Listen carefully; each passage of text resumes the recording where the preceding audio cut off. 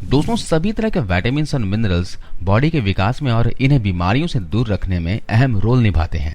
इसलिए बॉडी को हेल्दी रखने के लिए हमेशा सही डाइट लेने की सलाह दी जाती है। इसी डाइट का अहम हिस्सा है विटामिन B12। आज के इस वीडियो में हम जानेंगे विटामिन B12 के बारे में कि बॉडी में इसकी कमी होने पर क्या होता है, विटामिन B12 की कमी होने के क्या क्या कारण होते हैं, इसके क्या लक्षण होते हैं और इसके साथ ही B12 की कमी को पूरा करने के लिए क्या क्या खाने चाहिए।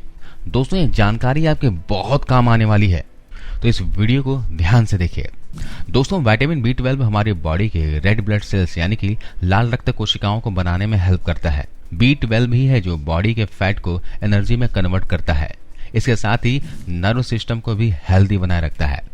ये तो आप सभी जानते हैं कि शरीर को हेल्दी रखने के लिए प्रोटीन, विटामिन्स, मिनरल्स, कार्बोहाइड्रेट और फाइबर की जरूरत होती है।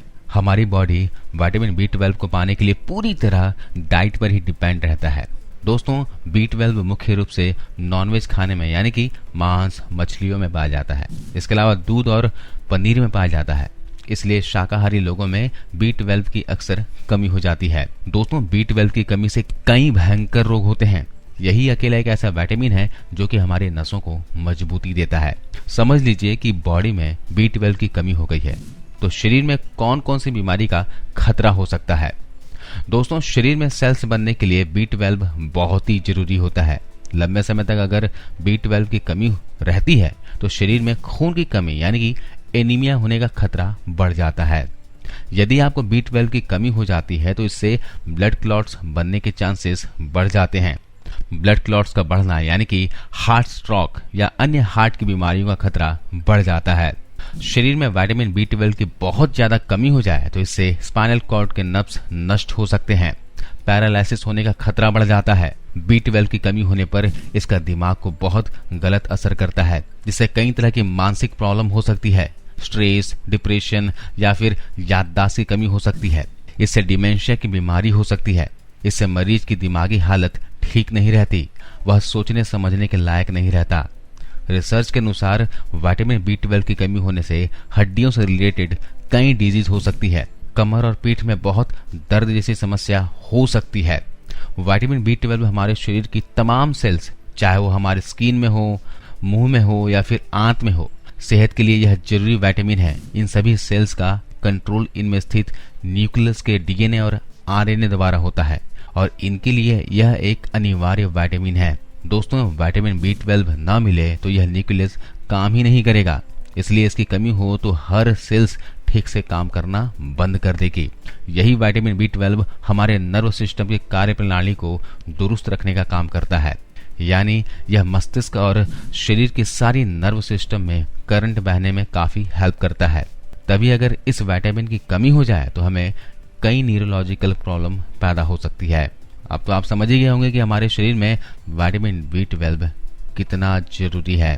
दोस्तों, शरीर में विटामिन B12 की कमी होने की वजह डाइट में B12 का कम होना है। यानी कि हम ऐसी चीजें नहीं खा पाते, डाइट में ऐसी चीजों को शामिल नहीं कर पाते हैं जिसकी वजह से B12 की कमी हो जाती है। दोस्तों, आपको फिर से बता दूं कि एक ऐसा तत्व है जो सिर्फ मांस, मछली, अंडे, दूध, पनीर यानी कि डेयरी प्रोडक्ट में ही पाया जाता है। यह हरी साग सब्जियों में बिल्कुल भी नहीं पाया जाता। इसलिए शाकाहारी लोगों में अक्सर विटामिन B12 की कमी पाई जाती है। एक रिसर्च में यह बात सामने आई है, लोग कई प्रकार के सर्जरी करवाते हैं, जैसे वजन कम करने के लिए या फिर शरीर के दूसरे अंगों की सर्जरी करवाते हैं। इसके वजह से शरीर में रेड ब्लड सेल्स कम हो जाते हैं और यह विटामिन B12 की कमी का मुख्य कारण बन जाता है। B12 की कमी होने का एक और कारण है डाइजेशन सिस्टम कमजोर होना। जिन लोगों की पाचन शक्ति कमजोर होती है या फिर पेट के रोग से पीड़ित हैं, उसके वजह से भी इनको कमी हो जाती है। कुछ दवाइयां ऐसी होती हैं जिसकी वजह से विटामिन B12 का एब्जॉर्प्शन इंटरप्टेड होता है। जैसे कि डायबिटीज की दवा की वजह से आपको B12 की कमी हो सकती है। इसके अलावा सीने में जलन से जुड़ी आप जो दवाइयां लेते हैं उस वजह से भी विटामिन B12 की कमी हो सकती है। वैसे भी दोस्तों, किसी को भी छोटी मोटी बीमारियों में दवाइयां, एलोपैथिक दवाइयां नहीं लेनी चाहिए। चलिए अब ये देखते हैं कि अगर शरीर में विटामिन B12 की कमी हो जाए तो हमें किस तरह के सिम्टम्स दिखने लगते हैं, या फिर ये कहें कि इस तरह के सिम्टम्स आपको दिख रहे हैं तो आप समझ लीजिए कि आपके शरीर में विटामिन B12 की कमी है। बहुत ज्यादा थकान, सुस्ती, आलस आना विटामिन B12 की कमी के लक्षण हैं। शरीर में एनर्जी ना होना, पूरी तरह से काम में फोकस ना कर पाना, इन सभी बातों से मालूम पड़ता है कि शरीर में B12 की कमी हो गई है। यदि आपके मुंह में बार बार छाले आ रहे हों तो आप समझ जाएं कि आपके शरीर में इसकी कमी हो गई है।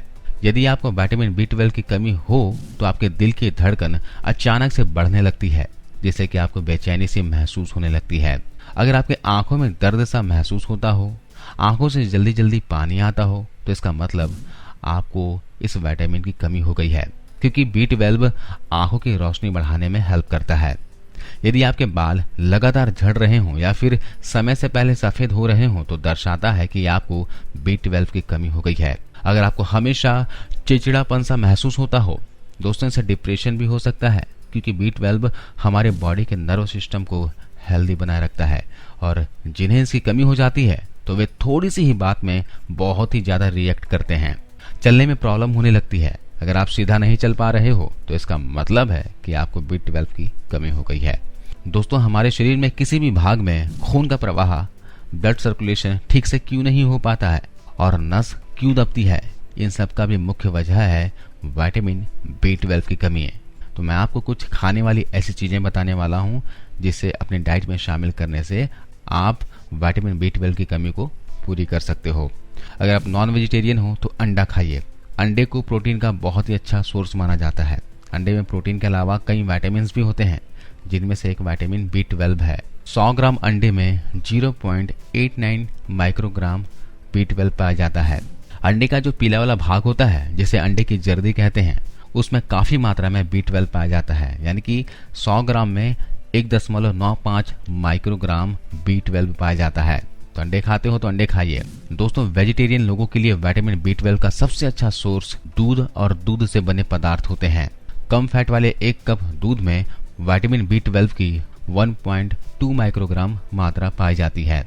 इसके अलावा कम फैट वाले 226 ग्राम दही में 1.1 माइक्रोग्राम विटामिन B12 पाया जाता है। तो अगर आप वेजिटेरियन हैं तो अपने डाइट में दूध और दही को जरूर शामिल करें। डेयरी प्रोडक्ट को शामिल करें। अपने बच्चों को रोजाना 1 गिलास दूध पिलाइए और रात को सोते वक्त आप भी 1 गिलास दूध पीने की आदत डाल दीजिए। दिन में 1 गिलास दूध आपको पीना ही पीना है। नॉन वेजिटेरियन है तो मीट खा सकते हो। मांस भी विटामिन B12 का अच्छा सोर्स है। 85 ग्राम भुने हुए चिकन में विटामिन B12 की मात्रा 0.3 माइक्रोग्राम पाई जाती है। वहीं मिक्स्ड डिश यानी कि मटन और चिकन में 1.3 माइक्रोग्राम विटामिन B होता है। झींगा में दोस्तों काफी ज्यादा मात्रा में विटामिन B12 पाया जाता है। आप नॉन वेजिटेरियन हो तो आप इसे अपने डाइट में जरूर शामिल करें। चीज खाइए। चीज अगर आपको पसंद हो तो आप इसे अपने डाइट में शामिल कीजिए। इसमें काफी मात्रा में B12 पाया जाता है। दोस्तों, आमतौर पर B12 पौधे से मिलने वाली खाने की चीजों में मौजूद नहीं होता है, लेकिन रेडी टू ईट यानी कि बाजार में जो पैकेट बंद कुछ चीजें मिलती है उसमें B12 शामिल होता है, जैसे कि ओट मिल। आप ब्रेकफास्ट में ओट मिल को शामिल कर सकते हो। इसमें काफी मात्रा में B12 होता है। दोस्तों, एक हेयरिंग करके मछली आती है। ये छोटी मछलियों का एक प्रकार है। इन मछलियों में भी काफी मात्रा में B12 पाया जाता है। 100 ग्राम हेयरिंग मछली में B12 की मात्रा 13.67 माइक्रोग्राम होती है। ऐसे में आप नॉन वेजिटेरियन हैं तो इस मछली का सेवन जरूर कीजिए।